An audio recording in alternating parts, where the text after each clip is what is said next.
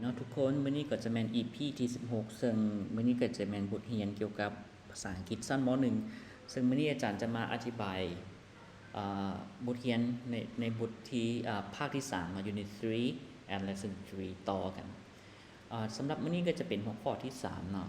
เป็น say and write say ก็คือเว้าแล้วก็ write ก็คือเขียนในนี้เนาะเพิ่นบอกให้เฮ็ดหยังแน่ในข้อที่3นี่เพิ่นบอกว่า make 6 sentences with and but เนาะสร้างประโยคเนาะ sentences แปลว่าประโยคสร้างประโยค6ประโยคกับโดยการนำใช้ and แล้วก็ but เนาะ and ก็คือและ but แปลว่าแต่โอเคเฮามาเบิ่งตัวอย่างนำกันเนาะใน example คำว่า example ก็คือตัวอย่างสำหรับตัวอย่างแม่นท้องดีเนาะท้องดี and สุดใจ from Laos ท้องดีและสุดใจมาจากประเทศลาว They are Lao เนาะพวกเขาเป็นคนลาวอันนี้แม่นเป็นจะใช้คำว่า and เนาะท้องดี and สุดใจต่อมาเนาะ Sammy is from Singapore but Rohana is from Malaysia เวลาเพิ่นสร้างประโยคด้วยการเชื่อมเข้ากันก็เพิ่นจะใช้คำว่า but เนาะซุหมิงอันนี้เป็นซุหมิงบ่เป็นบ่แม่น Sammy วะหรือว่าอีกอันนึงเนาะเป็นซุหมิง is Chinese but เมืองเนาะ is Myanmar จะเป็นรูปแบบนี้กันใช้ but เนาะถ้าว่าแปลต่างกันเราจะใช้ but ในนี้มาเบิ่งในนี้เพิ่นบอกให้สร้าง6ประโยคเนาะแต่ว่าในบ็อกซ์นี้จะมีเพียงแต่2เท่านั้นแล้วก็ชื่อเนาะเฮาสังเกตมันว่ามีนิพาเนาะ Sammy Tuti and Rohana ก็แม่นมาจากแต่ละประเทศที่แตกต่างกันแสดงว่าประโยคที่เฮาสร้างนี่เนาะถ้าว่าอิงใส่ตามรูปแม่นพวกเฮาจะได้สร้างเพียงแต่คำว่า but เนาะเท่านั้นซื่อๆตัวอย่างเนาะคำว่านิพา is Thai but Sammy is Singaporean ก็นั่นนี่เช่นกันโอเคเนาะก็คงจะบ่ยากเนาะแต่สำหรับอาจารย์คิดมันค่อนข้างสับสนนิดนึงโอเคต่อไปเนาะวันนี้ต่อไปตัวนี้เนาะซุหมิงเดี๋ยวเขาอธิบายตัวนี้ประโยคนี้ผิดหน่อยนึงเนาะซุหมิงเนาะ is Chinese but เมือง is Myanmar เมืองมีบ่แม่นเมียนมาเนาะนี่ใช้คำว่า Myanmar เพราะว่าเป็นสัญชาติเด้เป็นสัญชาติเขาใช้ว่า Myanmar เนาะ Myanmar บ่แม่นเมียนมาอันนี้ก็จะผิดกันบัดนี้มาเบิ่งข้อต่อไปนะสำหรับข้อที่4ข้อที่4แม่น write เนาะคือการเขียนคันว่า joy the following sentences ก็คือเอาประโยคต่อไปนี้เนาะเข้ามาร่วมกันโดยการนำใช้หยังand หรือว่า or หรือว่า but เนาะ or but การนำใช้ and หรือว่า but มาเบิ่งตัวอย่างเนาะมาเบิ่งตัวอย่าง Chong is from China Asman is from Malaysia คือชงมาจากประเทศจีนแต่ว่าอัสมันมาจากประเทศเอาซั่นว่า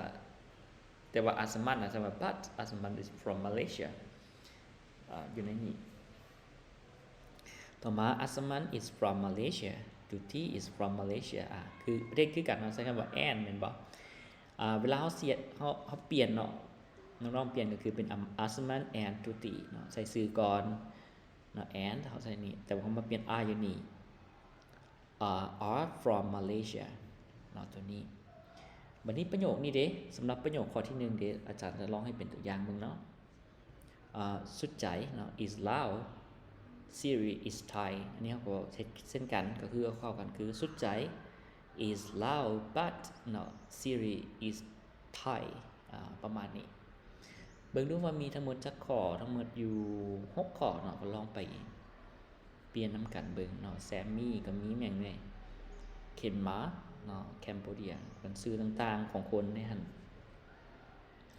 ต่อมาเนาะจะแม่นข้อที่5สำหรับข้อที่5แม่น number 5 say and write เนาะเว้าก็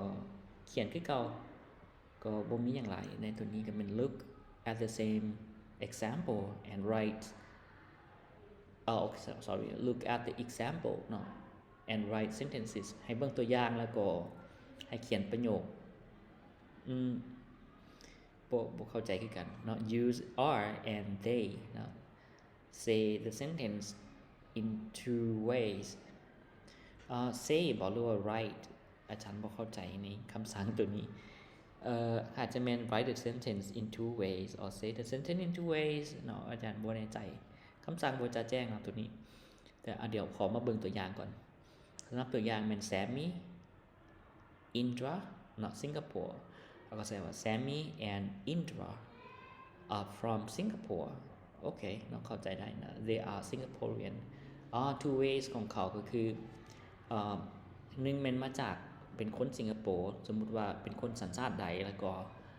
เป็นคนมาจากประเทศใดแล้วก็เป็นคนสัญชาติใดคือว่า two ways แบบนี้บ่ใช้คำว่า they are เด้ใช้คำว่า they are เนาะ Singapore ถ้าว่าจะใช้ not use they are นะจะใช้แบบที่จะโอเคกว่านะมั้งเนาะถ้าว่าใช้แบบare and they เนาะมันค่อนข้างสับสนโอเคมาเบิ่งข้อที่1กันยังอีกตัวอย่างเนาะชงเนาะ Suming Chinese นี่ชงและ Suming เนาะใส่ชง and Suming are Chinese they are from China โอเคมันก็ได้คือกันมันจะมี2รูปแบบเนาะ1แม่นมาจากประเทศก่อนและที่2แม่นจึงแม่นสัญชาติใดอันนี้แม่นเพิ่นใส่มาจากเป็นคนสัญชาติใดแล้วจึงมาจากประเทศใดเนาะตำหลังใน2รูปแบบ two ways I thinkโอเคบัดนี้เฮาเบิ่งมีไผนะมีอาลีเนาะ Indonesian Tida and Buti เนาะ Cambodia Ha San Tan Vietnam แล้วก็มีท้องดีเนาะสุดใจกับ Laos Nina and Mohammed Malaysian ในนี้ก็มีทั้งหมด5ข้อเนาะตัวอย่างเนาะข้ออาลีข้อที่1 Ali Rohana Indonesian อันนี้ก็ใส่คำว่า Ali and Rohana is Indonesianมัน is not are Indonesian Ali and Rohana are Indonesian they are from Indonesia โอเคประมาณนั้นเนาะบัดนี้ข้อที่6ก็เป็น look and say look and say ก็คือเบิ่งแล้วก็เว้าคือ look at the pictures and say to your friend ก็เบิ่งรูปภาพแล้วก็เว้าให้หมู่ฟังเนาะก็มีแผ่นตัวอย่างเนาะมีเหรียญ Vietnamese Lao เหรียญ speaks Vietnamese and Laos สำหรับข้อนี้เนาะเหรียญเนาะเขาใช้คำว่า can เนาะสามารถเนาะ can speak Vietnamese and Lao บ่ใช้คำว่า speaks Vietnamese and Laos เนาะโดยตรงเลยเพราะว่ามันเป็นความสามารถในการเว้าเด้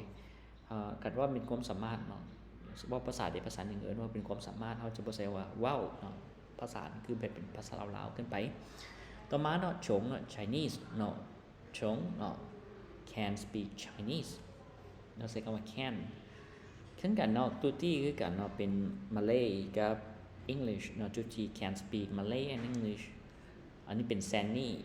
Sammy บอกว่า Sanny นี่เพิ่นอาจจะพิมพ์ผิดเนาะเป็น Chinese ต้องแม่นใส่ตัว C ใหญ่นะบ่แม่น C น้อยเนาะเวลาเฮาเขียนต้องเป็น C ใหญ่เนาะเป็น Sanny เนาะcan speak Chinese and Thai Rohana เนาะ Indonesian Rohana ก็เหมือน can speak Indonesian ก็แบบสิกันต่อไปเนาะข้อที่7เนาะ look and write ค่อนข้างหลายเนาะแล้วก็น่าเบื่อแต่มันเกิดเหตุจังได๋เนาะมันเป็นบทเรียนของพวกเฮาบางเทื่อเพิ่นออกเสียงได้ซั่น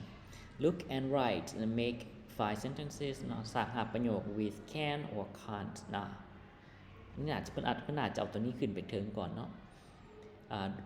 can แปลว่าสามารถเนาะ can't แปลว่าบ่สามารถ enjoy them with but แล้วก็สร้างประโยคนี้ด้วยกันต่อกันด้วยคำว่า but ตัวอย่างเนาะตัวอย่างเพิ่นว่าจำปา go to Thailand and และประโยคที่2มัน go to Malaysia อันนี้เราใส่จำปาเนาะ can go to Thailand but she can't go to Malaysia โอเคอันนี้คือการเนาะที่ก็ใส่แบบนี้แหละแต่ประโยคที่1เขาอาจจะแบบว่าประโยคนี้เป็นเนาะคุณมีเนาะ can't buy a radio but she can buy a TV เอาตัวใดขึ้นก่อนก็ได้เนาะบ่มีปัญหาแล้วแต่ไอเดียของพวกเราเลยมีทั้งหมดจักข้อนี่มาเบิ่งกันมี4ข้อเนาะต่อไปข้อที่8แม่น read and write เนาะอันนี้เป็นอ่านแล้วก็ให้เขียนคำตอบตรงนี้แม่น read the following passage เนาะให้อ่านวรรคข้างรูปนี้เนาะ